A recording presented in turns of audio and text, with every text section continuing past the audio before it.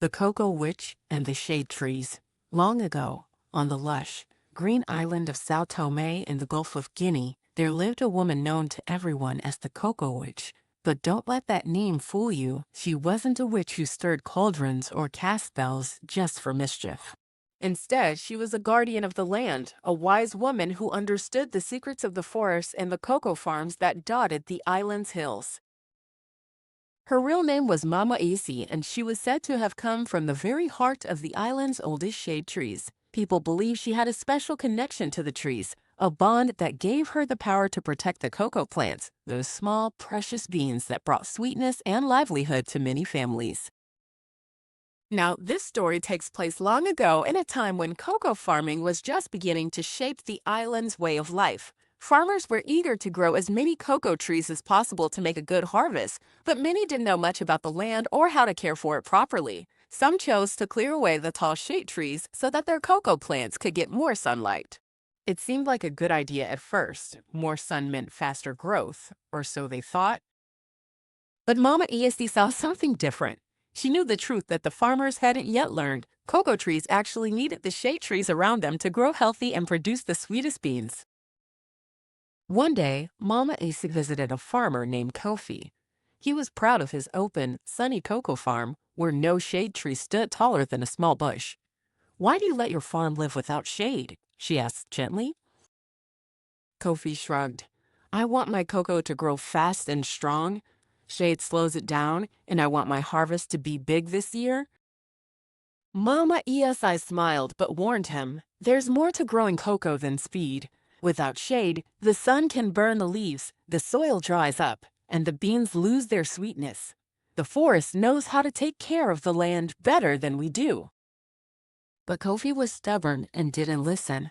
Soon after, his cocoa plants began to struggle. The leaves curled up and the beans tasted bitter. Word spread of his failing crops, and some farmers even whispered that Mama Isi had cursed those who ignored the shade trees. Meanwhile, another farmer named Amma took a different path. She planted her cocoa trees beneath tall, sturdy shade trees, mango, banana, and even some native hardwoods.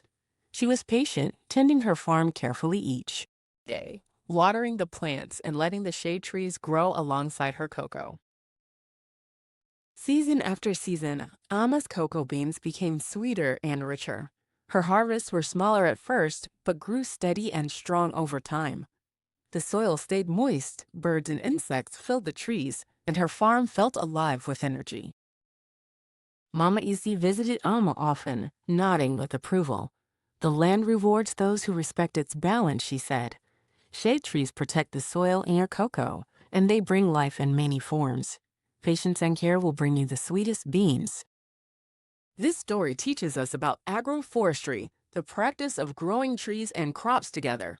Just like Amma, farmers who plant shade trees create a healthy environment where cocoa can thrive. Shade trees keep the soil rich and cool, provide homes for helpful animals, and protect the plants from too much sun. If you want to try a little activity yourself, imagine you are planting a cocoa farm. Draw a picture of your farm and add shade trees around the cocoa plants. Think about the kinds of trees that might grow well together: fruit trees, tall hardwoods, or even flowering plants. This is called a shade tree guild, a friendly neighborhood where trees and plants help each other grow strong. So the next time you taste a sweet piece of chocolate, remember Mama EC, the cocoa witch of Sao Tome, who taught her people the magic of shade trees and patience. She showed that true sweetness comes not from rushing or forcing the land, but from listening, caring, and working with nature. And that is how the island's cocoa farms learn to live in harmony with the shade trees, bringing sweet stories and sweeter beans for generations to come.